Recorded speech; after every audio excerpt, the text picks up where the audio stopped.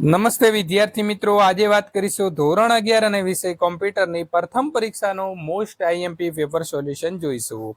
1 કલાકનો સમય રહેશે અને 40 ગુણનું પેપર છે. નીચે આપેલા વિકલ્પમાંથી સાચો વિકલ્પ પસંદ કરી અને જવાબ લખવાનો છે. તમને શાળામાંથી જો OMR આપવામાં આવે તો તેમાં તમારે ટીક માર્ક કરવાનું રહેશે. મલ્ટીમીડિયાનો સૌથી મહત્વનો ઘટક કયો છે? તો અવાજ. મલ્ટીમીડિયાના કયા માધ્યમનું એકત્રીકરણ છે? તો આપેલા તમામ આવી જશે.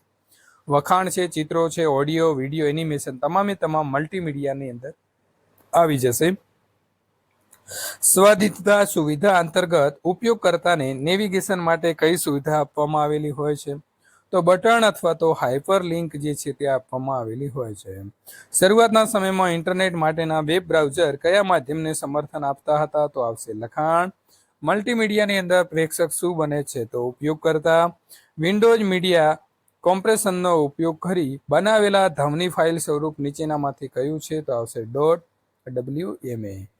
નીચેનામાંથી કયા પ્રકારના ટૂલ્સમાં ઘટકોને સમયરેખા કે ટાઈમલાઈન દ્વારા ગોઠવવામાં આવે છે? તો સમય આધારિત ટૂલ્સ.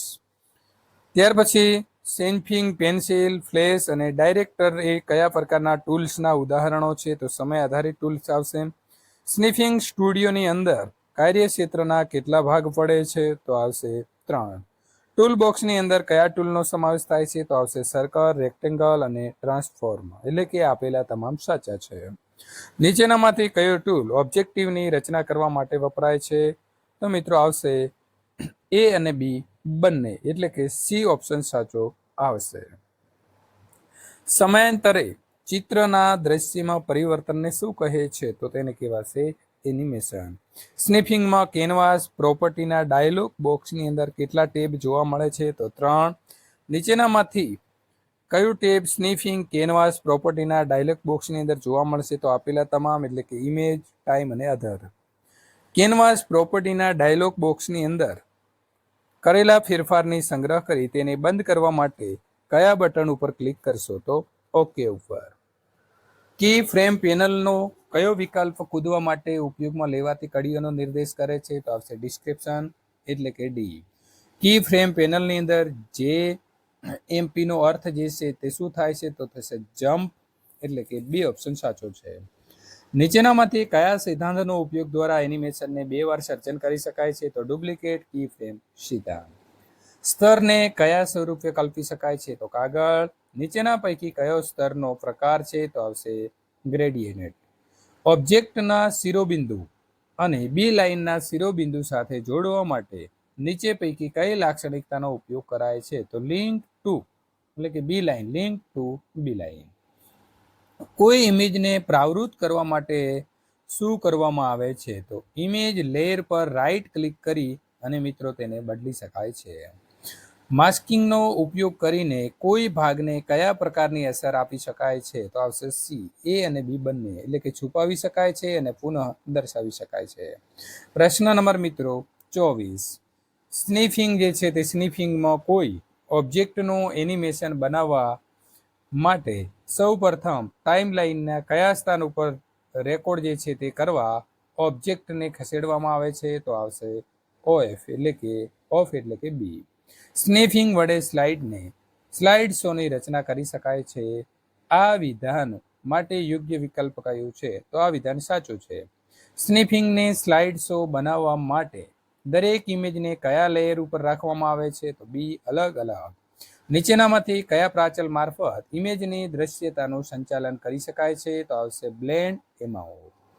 લિનક્સની અંદર ટર્મિનલ વિન્ડો ખોલવા માટે કયો આદેશ આપવામાં આવે છે? તો આવશે એપ્લિકેશન, એસેસરીઝ અને ટર્મિનલ, એટલે કે વિદ્યાર્થી મિત્રો અહીં સાચો જવાબ આપણો આવશે સી.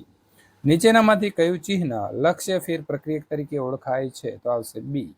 લિનક્સના કમાન્ડનો અમલ કરવા માટે કઈ કી દબાવવામાં આવે છે? તો એન્ટર. ફાઇલમાંથી કોઈ ચોક્કસ લાઇનની છેલ્લી લાઇન સુધીની બધી લાઇનો દર્શાવવા કયો કમાન્ડ વપરાય છે? તો આવશે ટેલ, એટલે કે બી.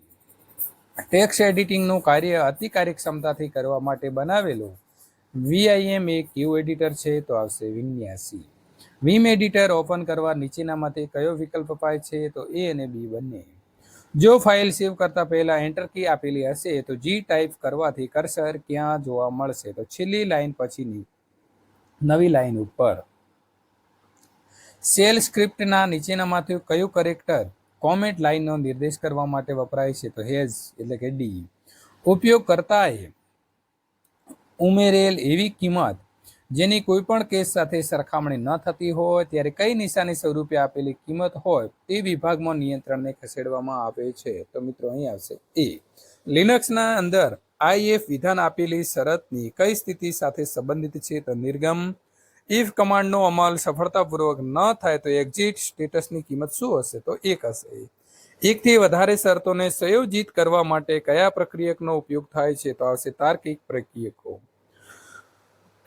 ત્યાર પછી યુનિટી લૂપનો ઉપયોગ કરી કયું કાર્ય સરળતાથી કરી શકાય છે? તો આવશે વિદ્યાર્થી મિત્રો એ વર્તમાન તારીખ અને સમય દર્શાવવાનું. વિદ્યાર્થી મિત્રો અહીં સંપૂર્ણ સોલ્યુશન પૂર્ણ થાય છે. આ પ્રકારના સોલ્યુશન મેળવવા માટે અહીં આપેલી એન્ડ સ્ક્રીન ઉપર ક્લિક કરી શકો છો.